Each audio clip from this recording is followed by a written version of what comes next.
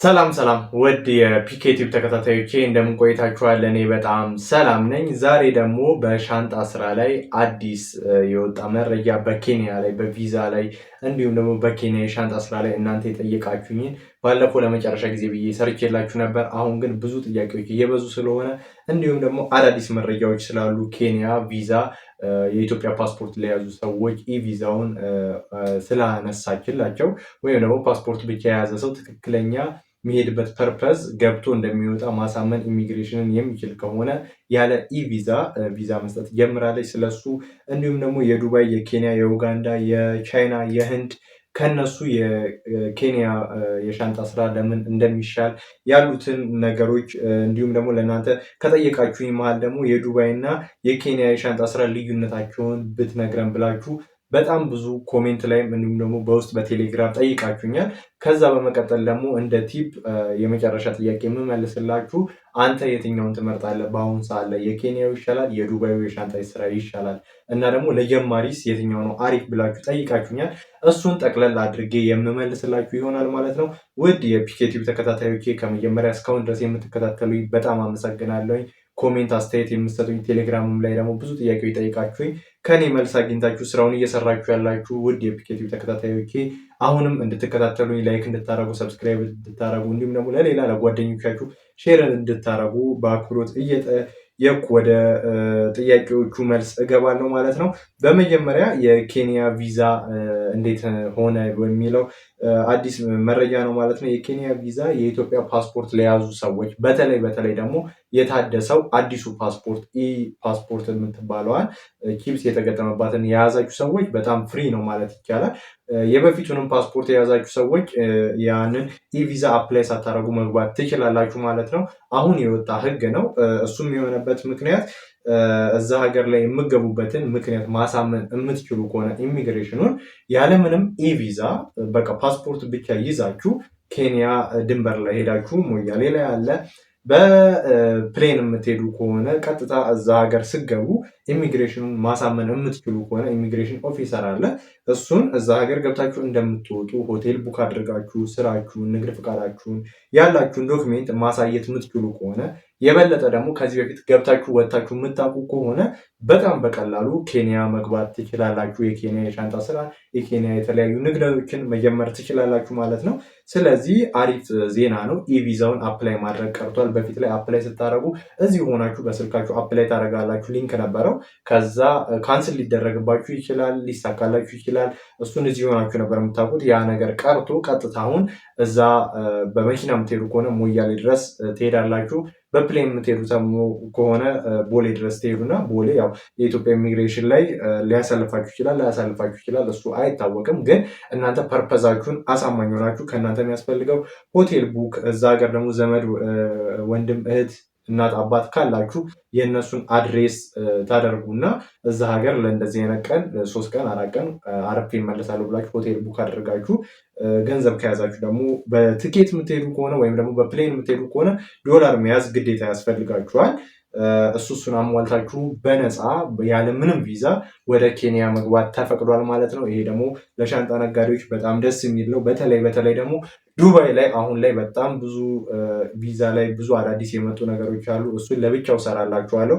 ነገር ግን ዱባይ ላይ አሁን ቪዛው ትንሽ ከዚህም ከኤርፖርት እየመለሱ ነው ያሉት። እዛም ሀገር ደግሞ ከሄዱ በቀን ውስጥ ቢያንስ 100 ሰው በላይ ኢትዮጵያዊ ይመለሳል።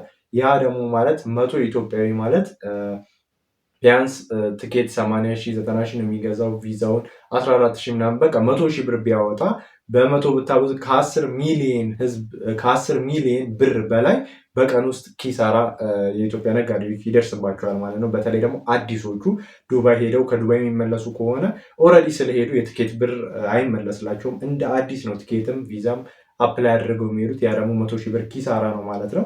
ስለዚህ ያ ቪዛ ችግር ከሚደርስባችሁ ኬንያ ፍሪ ቪዛ ስላደረገች እዛ ሀገር ሄዳችሁ ስራችሁን ብትሰሩ ብዬ እላለሁኝ። የኬንያ ቪዛው ተነስቷል ማለት ነው። ወደ ሁለተኛው ጥያቄ ደግሞ ስገባላችሁ ከዱባይ፣ ከኡጋንዳ፣ ከህንድ፣ ከቻይና የሻንጣ ስራ ለምን የኬንያን ሰው ይመርጣል ወይም ደግሞ የኬንያ ለምን አሪፍ ነው ይባላል የሚል ጥያቄ ተጠይቄያለሁ። ያኛው የሆነበት ምክንያት አንደኛው ዋነኛው የትኬት ዋጋ ነው። ኬንያ የምትሄዱ ከሆነ በ15,000 ብር ደርሳችሁ መመለስ ትችላላችሁ በመኪና። ዱባይ የምትሄዱ ከሆነ 80,000 ብር ነው። ቻይና እስከ 120,000 ብር ድረስ ነው።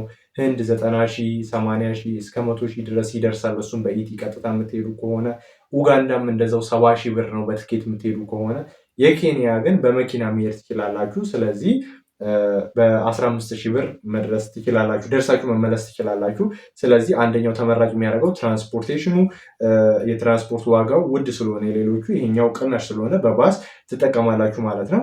ከዛ በመቀጠል ደግሞ ጠቅላላ ወጪ የምታወጡት ኮስት ነው። እሱም ዱባይ ላይ ስትሄዱ ጠቅላላ ሊያስፈልጋችሁ የሚችለው ከ150,000 እስከ 300,000 እስከ 400,000 ድረስ ዱባይ ላይ ያስፈልጋቸዋል።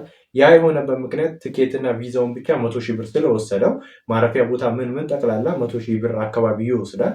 ከዛ ውጭ ደግሞ እናንተ እቃ የምትገዙበት አለ። ያው የዱባይን ጠቅላላ ወጪ ከዚህ በፊት ያለው ቪዲዮ ላይ ሰርቻለሁ፣ ገብታችሁ ማየት ትችላላችሁ።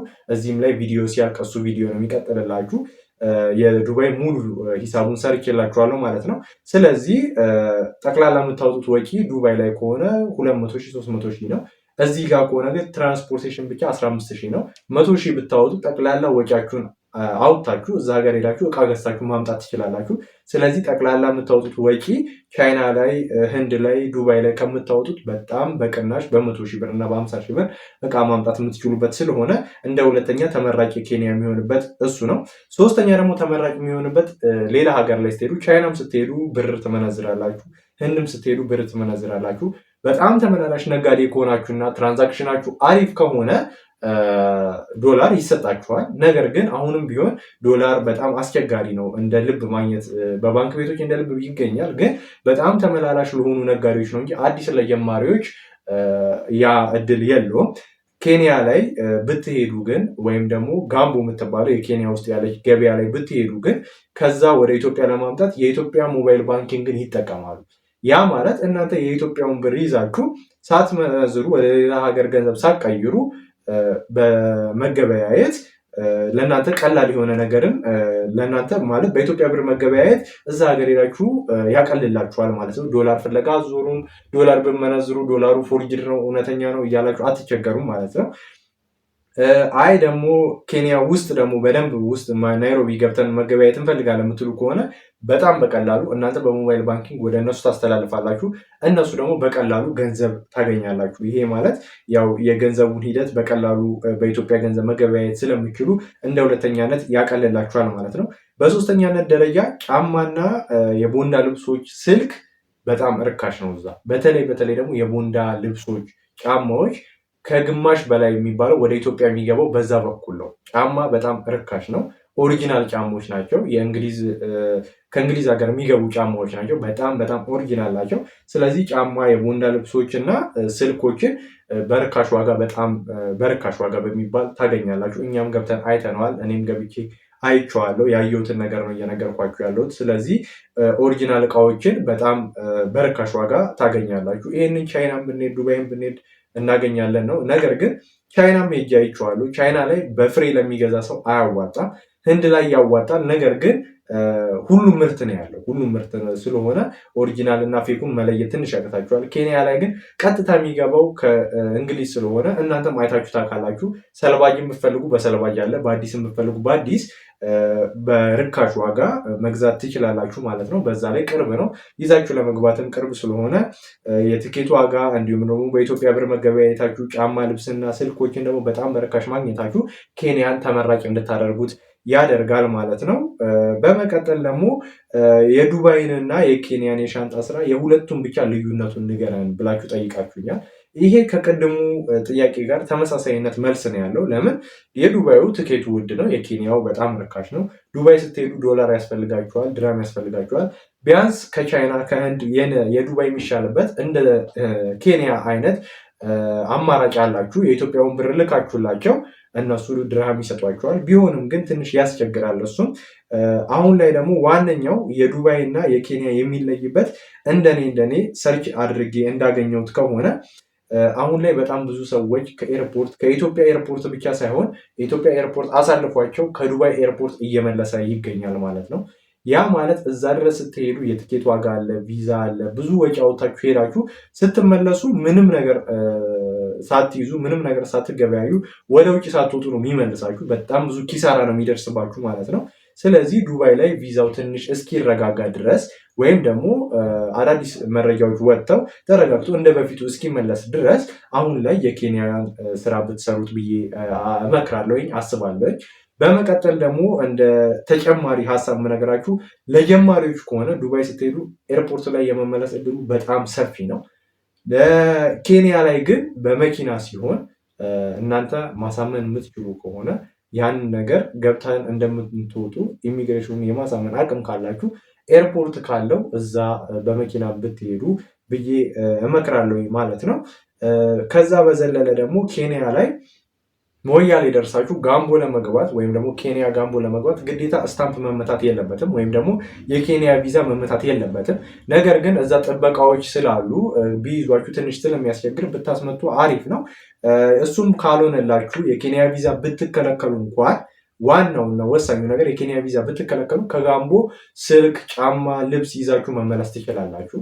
ያንን ይዛችሁ መታችሁ ያወጣችሁትን ወጪ ከነ ትርፋችሁ ማግኘት ትችላላችሁ። የኬንያ ቪዛ ተከልክላችሁ ማለት ነው። ዱባይ ግን ሄዳችሁ ወይም ደግሞ የዱባይ ኢሚግሬሽንን ማለፍ አቅቷችሁ ከተመለሳችሁ ብራችሁ ጠቅላላ ነው የሚከስረው ማለት ነው። ስለዚህ 100 ሺህ ብር ከሚከስር ኬንያ ብትሄዱ በ100 ሺህ ብር ብትከለከሉ ባትከለከሉ እቃ ይዛችሁ መመለስ ስለምትችሉ ይሄኛው ያዋጣል ብዬ እገምታለሁ ማለት ነው። ውድ የፒኬቲው ተከታታዮቼ ሌላ ጥያቄ ካላችሁ ኬንያ ላይ እንድመልስላችሁ የምትፈልጉት ጥያቄ ካላችሁ ወይም ደግሞ ሂሳብ አውጥተህ ስላለ የምትሉኝ ሌላ ጥያቄ ካላችሁ በኮሜንት አሳውቁኝ ማለት ነው። ውድ የፒኬቲው ተከታታዮቼ እስካሁን ስላዳመጣችሁኝ በጣም አመሰግናለሁ። ላይክ አድርጉ፣ ኮሜንት አድርጉ። የተለየ ጥያቄ ካላችሁ ደግሞ በቴሌግራም ገብታችሁ አናግሩኝ ማለት ነው። አመሰግናለሁ። መልካም ጊዜ